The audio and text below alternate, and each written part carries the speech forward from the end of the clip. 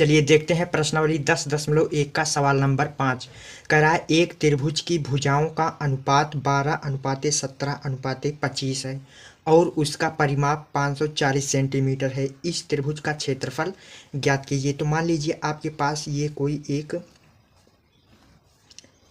कोई एक त्रिभुज है और इन भुजाओं का अनुपात दिया गया है। तो मान लेते हैं इन भुजाओं की लंबाइयाँ ए, बी व सी हैं। ठीक है, इन भुजाओं का अनुपात हमें दिया गया है, ना कि इन भुजाओं की लंबाइयाँ दी गई हैं। ठीक है, कह रहा है उसका परिमाप 540 सेंटीमीटर है, अर्थात तीनों भुजाओं का योग 540 सेंटीमीटर दिया गया है।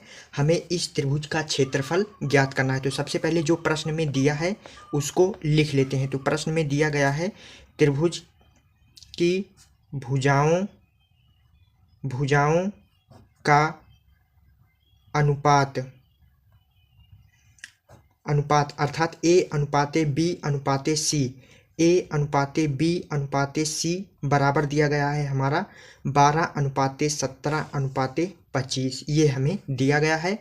और उसके बाद हमें परिमाप दिया गया है, त्रिभुज का परिमाप अर्थात ए प्लस बी प्लस सी बराबर 540 सेंटीमीटर, यह हमें दिया गया है। ठीक है, तो अगर हम लोगों को भुजाओं का अनुपात दिया हो तो हम भुजाओं की लंबाइयों को कैसे निकालते हैं? किसी भी चर राशि से हम अनुपात में गुणा कराकर हम भुजाओं की लंबाइयाँ ज्ञात करते हैं। जैसे हम ए बराबर निकालें तो ए बराबर हम पहली भुजा का अनुपात दिया है 12, तो इसमें हम x से गुणा करा देंगे। इसी प्रकार भुजा b हमारा हो जाएगा 17x। इसी प्रकार c बराबर हो जाएगा हमारा 25x। ये हम लंबाई के रूप में इस तरह से लिख सकते हैं, किसी भी चर राशि से गुणा कराकर अनुपात में। ठीक है, अब हम x का मान ज्ञात कर लेंगे तो हमारी तीनों भुजाओं की लंबाइयाँ ज्ञात हो जाएंगी। ठीक है, तो कैसे ज्ञात करेंगे? चूंकि हमें त्रिभुज का परिमाप दिया गया है तो इसी त्रिभुज के परिमाप से हम त्रिभुज की भुजाएं ज्ञात करेंगे। तो यहाँ पर लिखेंगे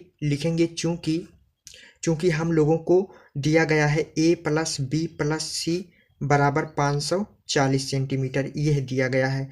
a के स्थान पर हम 12x रख सकते हैं। ठीक है, तो यहाँ पर माना लिख लेंगे, माना a बराबर इतना, b बराबर इतना, c बराबर इतना। तो a के स्थान पर हम 12x रखेंगे प्लस b के स्थान पर 17x प्लस c के स्थान पर 25x बराबर 540। ठीक है, x का मान अब यहाँ से हम ज्ञात कर सकते हैं आसानी से। तो 5 7 5 12, 12 2 14 के 4, हासिल लाइन 1 2 3 4 1 5। ठीक है, x लगा है सब में तो x लगा लेंगे। ठीक है, इन तीनों को जोड़ेंगे तो हमारा 54x आ जाएगा बराबर 540। अब 54x के साथ गुणा में है, दाएं तरफ भेज देंगे तो ये हो जाएगा हमारा भाग में। ठीक है, काट देंगे तो हमारा यहाँ से x बराबर मिल जाएगा 10 सेंटीमीटर। ठीक है, इस तरह से हमारा x का मान आ गया। अब हम बारी बारी सभी भुजाओं का मान ज्ञात कर लेंगे। तो यहाँ पर इसलिए हमारा हो जाएगा a बराबर 12x है तो 12 गुणे x का मान निकल कर आया है 10, तो ये हो जाएगा हमारा 120। इसी प्रकार b बराबर है 17x, तो यहाँ पर हो जाएगा 17 गुणे 10 बराबर 170। इसी प्रकार c बराबर 25x है तो x के स्थान पर हम 10 रखेंगे तो 25 गुणे 10 बराबर ये हो जाएगा 250।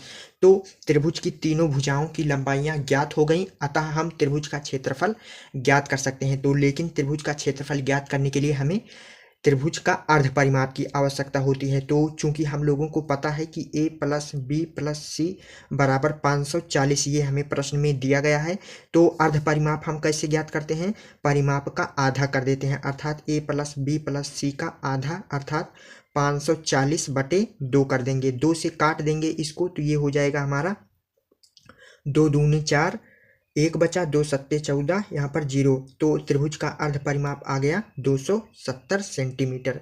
ठीक है, ये त्रिभुज का अर्ध परिमाप आ गया।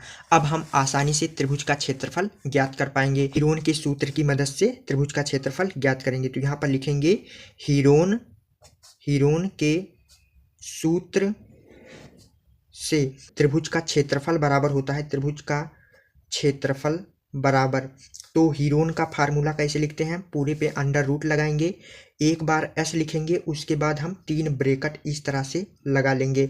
ठीक है, तीनों ब्रैकेट में पहले हम एस लिख लेंगे, उसके बाद माइनस लगा लेंगे, उसके बाद बारी बारी हम भुजाओं को लिख लेते हैं ए बी सी। तो इस तरह से आप हीरोन का फार्मूला आसानी से याद रख सकते हैं। ठीक है, अब हम इसी फार्मूले में सबका मान रख देंगे तो हमारा त्रिभुज का क्षेत्रफल आ जाएगा। तो यहाँ पर एस है, एस के स्थान पर हमें 270 सेंटीमीटर रखना है। तो 270 ब्रैकेट के अंदर 270 एस के स्थान पर माइनस ए के स्थान पर 120, क्योंकि हमारा ए का मान 120 निकल कर आया है। तो यहाँ पर हो जाएगा 270, बी के स्थान पर 170, उसके बाद ब्रैकेट के अंदर 270 माइनस सी के स्थान पर 250। अब पूरे पे वर्गमूल है तो इस तरह से वर्गमूल लगा लेंगे। आगे हल करेंगे तो 270 है तो इसको ऐसे लिख लेंगे। तो यहाँ पर 270 में से 120 घटाएंगे तो देखिए 0 में से 0 जाएगा तो 0, 7 में से 2 जाएगा तो 5, 2 में से 1 जाएगा तो 1, अर्थात ये हमारा 150 बचा। अब यहाँ पर इंटू है तो गुणा लगा लेंगे, 270 में से 170 घटाएंगे तो 100 बचेगा। यहाँ पर इंटू है तो गुणा लगा लेंगे, 270 में से 250 घटाएंगे तो 20 बचेगा। पूरे पे वर्गमूल है तो वर्गमूल लगा लेंगे। ठीक है, अब हम इन सभी संख्याओं का गुणनखंड कर लेंगे जिससे हम आसानी से जोड़ा बना पाएँ। ठीक है, तो 270 को क्या लिख सकते हैं, देखिए 270 को हम लिख सकते हैं 27 गुणे 10। 27 का 10 में गुणा करेंगे तो 270 आएगा। अब 27 को क्या लिख सकते हैं, 3 गुणे 3 गुणे 3। इन तीनों 3 त्रिका 9 त्रिक 27, अर्थात हम 27 को 3 गुणे 3 लिख सकते हैं। गुणे 10 है तो इसको वैसे लिख लेंगे। ठीक है, अब इसको हम यह लिख सकते हैं तो यहाँ पर 270 के स्थान पर हो जाएगा 3 गुणे 3 गुणे 3 गुणे 10। अब 150 को क्या लिख सकते हैं, देखिए यहाँ पर 150 है तो 150 को लिख सकते हैं 15 गुणे 10। 15 का 10 में गुणा कराएंगे तो 150 हो जाएगा। अब 15 को क्या लिख सकते हैं, 15 को लिख सकते हैं 3 गुणे 5, 3 गुणे 5 गुणे 10। 3 पचे 15, 15 का गुणा 10 में होगा तो 150 आ जाएगा, अर्थात हम 150 के स्थान पर 3 गुणे 5 गुणे 10 लिख लेंगे। इसके स्थान पर हो जाएगा हमारा 3 गुणे 5 गुणे 10। ठीक है, इस तरह से। अब यहाँ पर 100 है तो 100 को हम 10 गुणे 10 लिख लेंगे, 10 गुणे 10। अब यहाँ पर 20 है तो 20 को क्या लिख सकते हैं, 20 को लिख सकते हैं 2 गुणे 10। अब हम आसानी से जोड़ा बना सकते हैं। देखिए यहाँ पर हमारा 3 का एक जोड़ा बन गया तो 3 को बाहर कर लेंगे। उसके बाद यहाँ पर 1 3 यहाँ पर, 1 3 यहाँ पर, इन दोनों का जोड़ा बन गया तो इसमें से 1 3 बाहर लिख लेंगे। अब 10 का जोड़ा बनाएंगे। देखिए एक जोड़ा यहाँ पर हमारा बन गया तो इसमें से 1 10 बाहर निकालेंगे। उसके बाद 1 10 यहाँ पर है, 1 10 यहाँ पर है तो इन दोनों का जोड़ा बन गया तो यहाँ पर 1 10 बाहर लिख लेंगे। ठीक है, अब जिसका जोड़ा नहीं बन रहा है तो उसको हम वर्गमूल के अंदर लिखेंगे। ठीक है, तो यहाँ पर 5 का जोड़ा नहीं बना है तो 5 को लिख लेंगे गुणे। उसके बाद हमारा यहाँ पर 2 का जोड़ा नहीं बना है तो 2 को लिखेंगे, 10 का जोड़ा नहीं बना है तो 10 को लिख लेंगे। ठीक है, अब हम इसको और तोड़ देंगे तो देखिए 10 को हम लिख सकते हैं 2 गुणे 5। ठीक है, ये हम लिख सकते हैं। इसका हम आपस में गुणा करा देंगे, 3 त्रिका 9 तो यहाँ पर 9 गुणे 10 का 10 में गुणा होगा तो 100। ठीक है, गुणा। अब वर्गमूल के अंदर देखिए 5 गुणे यहाँ पर 2 गुणे 10 को हम लिख सकते हैं 2 गुणे 5। तो यहाँ पर भी हमारा 2 का जोड़ा बन गया और 5 का भी जोड़ा बन गया। ठीक है, तो इस तरीके से हम 100 का गुणा 9 में करेंगे तो 900 हो जाएगा, गुणा है तो गुणा। उसके बाद 2 का जोड़ा बन गया तो इसको बाहर लिख लेंगे और 5 का जोड़ा बन गया तो इसमें से 5 1 लिख लेंगे। ठीक है, अब इसको हल कर लेंगे तो यहाँ पर हो जाएगा 900 है तो 900 गुणे 2 पंचे 10। अब 900 का 10 में गुणा कराएंगे तो ये हो जाएगा हमारा 9000, अर्थात ये 9000 सेंटीमीटर स्क्वायर हमारा त्रिभुज का क्षेत्रफल आ गया। त्रिभुज का क्षेत्रफल सेंटीमीटर स्क्वायर में क्यों लिखा गया, क्योंकि जो हमारा त्रिभुज का परिमाप है वो सेंटीमीटर में दिया गया था तो इसलिए क्षेत्रफल को हम सेंटीमीटर स्क्वायर में लिखेंगे। तो आई होप आप लोगों को प्रश्न संख्या 5 अच्छे से समझ में आ गया होगा। प्रश्न संख्या 5 को कैसे हल करेंगे, तो आगे एक प्रश्न बचा है उसको हम अगली वीडियो में देख लेंगे। तो आज का यह वीडियो कैसा लगा कमेंट सेक्शन में ज़रूर लिखना। तो आप लोगों को नोट्स चाहिए तो इसी वीडियो की डिस्क्रिप्शन में जाइए, वहाँ से टेलीग्राम चैनल का लिंक मिल जाएगा। जैसे ही लिंक पर क्लिक करेंगे टेलीग्राम चैनल खुल जाएगा तो वहाँ से आप लोग नोट्स को प्राप्त कर सकते हैं।